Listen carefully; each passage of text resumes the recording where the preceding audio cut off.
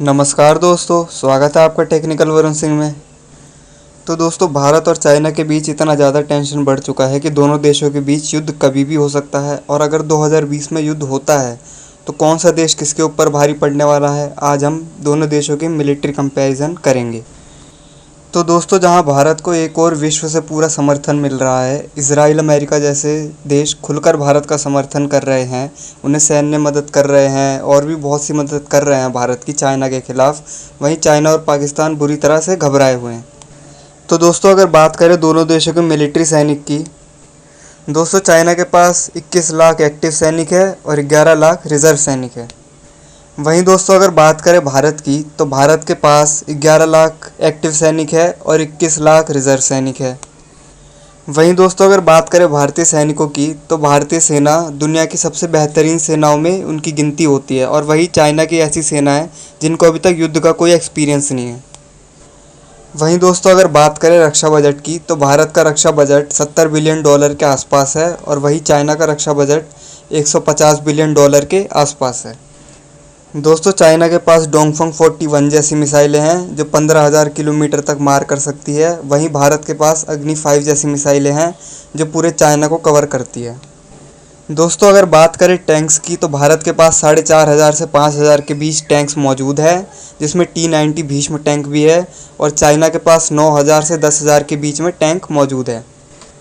दोस्तों, अगर बात करें रॉकेट लॉन्चर की, तो भारत के पास 300 से 400 रॉकेट लॉन्चर है और चाइना के पास 1,800 से 2,000 रॉकेट लॉन्चर मौजूद है।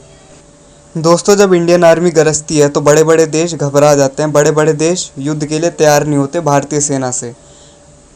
दोस्तों, अगर बात करें बख्तरबंद गाड़ियों की, तो भारत के पास 5 से 6,000 बख्तरबंद गाड़ियाँ हैं और चाइना के पास 9 से 10,000 बख्तरबंद गाड़ियाँ हैं। जहां चाइना के पास डोंगफोंग 17 जैसी मिसाइलें हैं, वहीं भारत के पास ब्रह्मोस जैसी सुपरसोनिक मिसाइलें भी हैं। दोनों देशों के पास एक से एक अत्याधुनिक मिसाइलें भी हैं। और रही बात परमाणु बम की, तो भारत के पास 140 से 160 के आसपास परमाणु बम है, वहीं चाइना के पास 290 से 310 के करीब परमाणु बम मौजूद है। बात करें अगर एयर डिफेंस सिस्टम की, तो चाइना के पास S-400 डिफेंस सिस्टम मौजूद है और भारत को अभी मिला नहीं है S-400। और भारत के पास बैलिस्टिक मिसाइल डिफेंस सिस्टम भी मौजूद है जो हवा में किसी मिसाइल या विमान को मार गिराने की क्षमता रखता है। और यहाँ पर भारत अपना एक खुद का एयर डिफेंस सिस्टम भी विकसित कर रहा है जो S-400 से भी ज़्यादा अत्याधुनिक होने वाला है। वो बैलिस्टिक मिसाइलों को दूर से ही ट्रैक करके रोकने की क्षमता रखता है। दोस्तों, अगर दोनों देशों के बीच युद्ध होता है तो दोनों देशों के पास ही एक से एक अत्याधुनिक मिसाइलें मौजूद है। भारत भी 10 साल पीछे चला जाएगा और चाइना भी 10 साल पीछे चला जाएगा। साथ ही साथ भारत को भी भयंकर तबाही झेलनी पड़ेगी और चाइना को भी भयंकर तबाही झेलनी पड़ेगी। बात करें अगर एयर डिफेंस सिस्टम की, तो चाइना के पास S-400 डिफेंस सिस्टम मौजूद है और भारत को अभी मिला नहीं है S-400। और भारत के पास बैलिस्टिक मिसाइल डिफेंस सिस्टम भी मौजूद है जो हवा में किसी मिसाइल या विमान को मार गिराने की क्षमता रखता है। और यहाँ पर भारत अपना एक खुद का एयर डिफेंस सिस्टम भी विकसित कर रहा है जो S-400 से भी ज़्यादा अत्याधुनिक होने वाला है। वो बैलिस्टिक मिसाइलों को दूर से ही ट्रैक करके रोकने की क्षमता रखता है। दोस्तों, अगर दोनों देशों के बीच युद्ध होता है तो दोनों देशों के पास ही एक से एक अत्याधुनिक मिसाइलें मौजूद है। भारत भी 10 साल पीछे चला जाएगा और चाइना भी 10 साल पीछे चला जाएगा। साथ ही साथ भारत को भी भयंकर तबाही झेलनी पड़ेगी और चाइना को भी भयंकर तबाही झेलनी पड़ेगी। दोस्तों, अगर न्यूक्लियर वॉर हुआ तो भारत भी 30 से 40 साल पीछे चला जाएगा और चाइना भी 30 से 40 साल पीछे चला जाएगा और दुनिया पर इसका इफ़ेक्ट पड़ेगा। धरती की आधी ओजोन परत तो तुरंत ही नष्ट हो जाएगी और काला धुआं करीब 100 से 2 साल के बीच पूरे एशिया में मंडराता रहेगा। यानी कि जितने लोग बच भी गए उन सबको इसका नतीजा भुगतना पड़ेगा। बहुत सी तरह तरह की महामारियाँ उत्पन्न होगी। दोस्तों, पूरी दुनिया की कोशिश यही रहेगी कि भारत कभी भी न्यूक्लियर वॉर ना लड़े चाइना के खिलाफ और चाइना भी कभी न्यूक्लियर वॉर ना लड़े भारत के खिलाफ। अगर लड़ते भी हैं तो प्रॉक्सी वॉर लड़े। अमेरिका समेत नेटो देश यही कोशिश करेंगे कि भारत और चाइना प्रॉक्सी वॉर ही लड़े, न्यूक्लियर वॉर कभी ना लड़े। क्योंकि न्यूक्लियर वॉर लड़ते ही दुनिया की आधी ओजोन परत तुरंत ख़त्म हो जाएगी, जिससे दुनिया में कई तरह की महामारियाँ फैलेंगी। दोस्तों, जब युद्ध होता है तो कोई भी देश परमाणु हमला करने से भी पीछे नहीं हटता। जब कोई देश हारने लगता है, जैसे भारत हारने लगा, तो भारत भी परमाणु हमला कर सकता है। और अगर चाइना हारने लगता है तो चाइना भी परमाणु हमला कर सकता है। दोस्तों, अगर बात करें भारत और चाइना की एयरफोर्स की, तो भारत और चाइना करीब करीब बराबर हैं। लेकिन जो भारत के जो एयरक्राफ्ट है, जो लड़ाकू विमान है, वो चाइना से कहीं ज़्यादा अत्याधुनिक है और चाइना से कहीं ज़्यादा खतरनाक भी है। दोस्तों अगर बात करें एयरक्राफ्ट की तो भारत के पास 2300 एयरक्राफ्ट है और चाइना के पास 4200 एयरक्राफ्ट मौजूद है। लेकिन दोस्तों भारतीय एयरक्राफ्ट की जो क्वालिटी होती है ना वो बहुत बेस्ट है। वर्ल्ड बेस्ट क्वालिटी में कैटेगरी में जो है भारतीय एयरक्राफ्ट आते हैं। वही चाइना के जो हैं जो कॉपी कर करके जो लड़ाकू विमान बनाता है वो सबसे घटिया क्वालिटी के विमान होते हैं, जो चले ना चले उसकी कोई गारंटी नहीं होती। दोस्तों जहां चाइना के पास JF-17, J-10, J-15, J-20 thunder जैसे कबाड़ के एयरक्राफ्ट मौजूद है जो इंडिया का कुछ भी नहीं बिगाड़ सकते, वहां बस चाइना का एक एयरक्राफ्ट है जो इंडिया को थोड़ा बहुत नुकसान पहुंचा सकता है, वो है SU-35। जी हाँ दोस्तों, ये चाइना ने रूस से ख़रीदा था SU-35, जो थोड़ा भारत के लिए चैलेंजिंग साबित होने वाला है।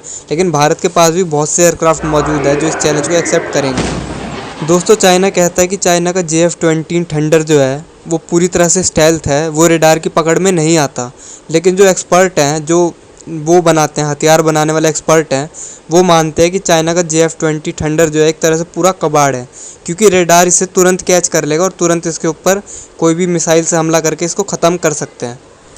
दूसरी बात दोस्तों, जो चाइना के एयरबेस है जो कि बहुत ऊंचाई पर स्थित है, वहाँ से जब भी कोई विमान जो है उड़ान भरता है तो वो बिल्कुल ही आधे ईंधन के साथ उड़ सकता है और बिल्कुल ही आधे के आधे अपने साथ हथियार लेके जा सकता है। तो इसका मतलब कोई भी इंडियन का लड़ाकू विमान जो है उसको आराम से डिस्ट्रॉय कर सकता है। तो दोस्तों जो चाइना के हथियार थे वो तो वैसे ही एक तरह से कबाड़ थे, और जो उनके एयरबेस है वो इतनी ऊंचाई पर स्थित है कि वो और ज़्यादा कबाड़ हो जाएंगे उनके हथियार, क्योंकि वहाँ से वो उड़ान तो भर नहीं सकते ठीक से।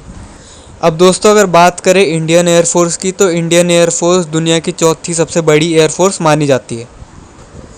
दोस्तों भारत के पास भी एक से एक अत्याधुनिक एयरक्राफ्ट मौजूद है, जिसमें MiG-29K है, जैगुआर है, मिराज है, सुखोई 30 है। दोस्तों जैगुआर और मिराज को तो आप सब जानते होंगे, जिसने बालाकोट में एयर स्ट्राइक की थी, वो कितने घातक विमान है आप सबको पता है।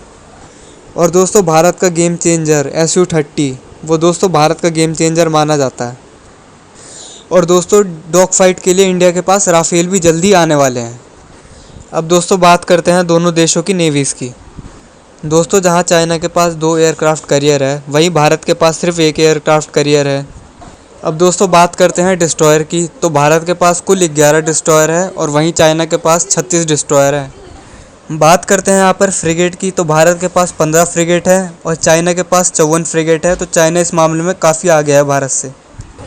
अब बात करते हैं यहाँ पर सबमरीन की, तो भारत के पास सिर्फ 17 सबमरीन है और चाइना के पास 60 से 70 सबमरीन मौजूद है। तो इस मामले में भी चाइना जो है भारत से बहुत आगे है। दोस्तों अब बात करते हैं नेवल शिप्स की, तो भारत के पास 214 नेवल शिप्स हैं और चाइना के पास 740 नेवल शिप्स मौजूद हैं।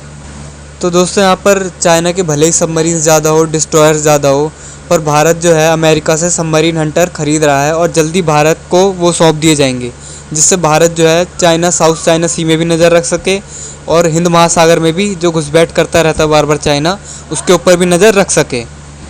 और दोस्तों अमेरिका और इजराइल जैसे देश जो हैं भारत को खुलकर समर्थन दे रहे हैं चाइना के खिलाफ, और भी चाइना के जो जितने दुश्मन देश हैं वो भी भारत को खुलकर समर्थन दे रहे हैं, जैसे जापान और भी जितने देश हैं।